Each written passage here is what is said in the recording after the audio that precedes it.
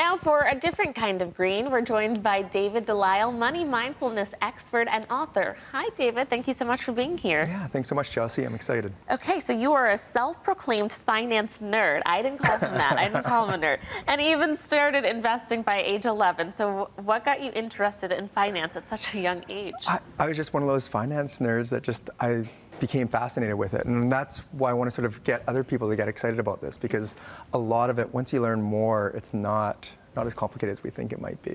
Okay, so you're here to talk about loud budgeting. So talk to us about that and what it means. So loud budgeting, it's just what it sounds like. It's basically talking about your budget. So if you think about money, most of us don't talk about money. It's so taboo and we keep it secret. So loud budgeting is just letting people know, this is what I'm budgeting for, this is what's going on. So if someone asks you, for example, let's go out for drinks, you might say, oh, I'm actually saving up for travel or to pay off my credit card. Instead of drinks, can we do something else and go for a walk, for example? Why do you think it's so important to talk about budgeting and where you are? So again, back to this idea of how taboo it is, getting it out of the dark and just talking about it really helps. But then by talking about it as well, I mean, we set up accountability, which is really important. But a big thing is when we talk about money, there's shame. And we all have this shame, but as soon as we start talking about it, it's very hard to sort of have that shame exist if we start talking about it. Yes, because then you can say to your friend, oh, I can't go out tonight, I'm really saving for next week or whatever that may be, and their friend might be like, you know what, you're right, I probably should be saving too.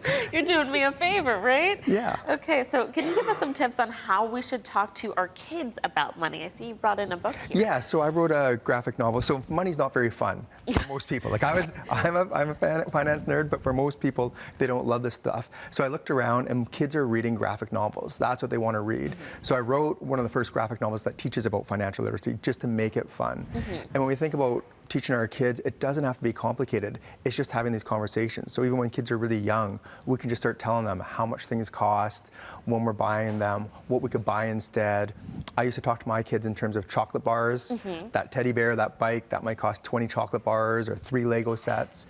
And it just starts teaching them the value of money at a young age, because that's how we do it, by having these conversations. And that's important, because let me tell you, when I became an adult, no one told me how expensive everything was.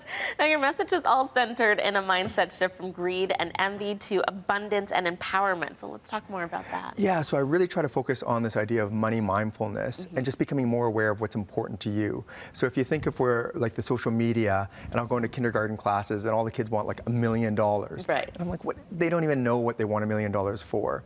And that's what happens. We see all this media and what we should be having instead of thinking what we really care about ourselves. And that's this idea of what's really your awesome stuff, what's important to you. And once you understand that, it starts sort of breaking that cycle of chasing more. And you mentioned the awesome stuff. Tell us more about what that means. Yeah, so the awesome stuff, I mean, this is what I get really excited about, because this is really what lights you up. This is what brings you joy. So if you start thinking about like your favorite memory, your favorite thing, favorite gift you've given, how it feels in your body, those are the things that really get us excited, not maybe the yacht that you're chasing because someone showed you that this is what you might want to have.